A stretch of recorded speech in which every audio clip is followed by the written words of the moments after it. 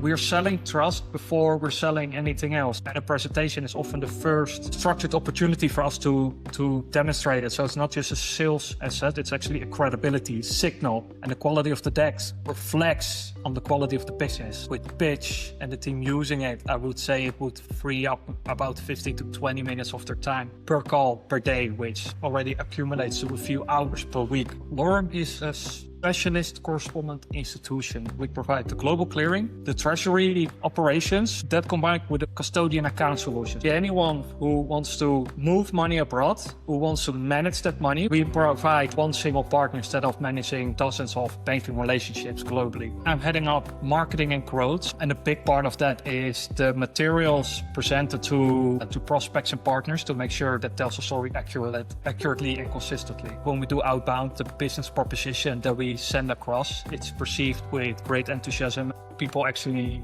would love to hear more. So one of the first things I sent, can you send over a sales deck or a presentation? So the sales deck is then the primary use case, and based on that we produce tailored materials. But since the team is growing, we need to produce these tailored materials at pace. And the way that works with pitch, we have the brand standard, and that's a master template. And from there, anyone can spin up a version adapted to the specific prospect or use case. We work with some variables, so it's very easy for them to upload the variables if they have to do it in bulk. But the good thing is no one has to start from scratch. That is like usually one of the first touch points where the deck is integrated into the sales cycle, and it's always functioning as a reference point for people to come back to because it has all the updates. The quality specific user pitch has gone up because the template created by a designer that does a lot of the heavy lifting. So effectively we removed a lot of the bottleneck. That is a massive advantage and benefit from everyone. For instance, in my previous role, the problem would show up at volume where you needed to hand things off. For instance, branding consistency is that constant battle. Someone would edit a single slide and layout would break.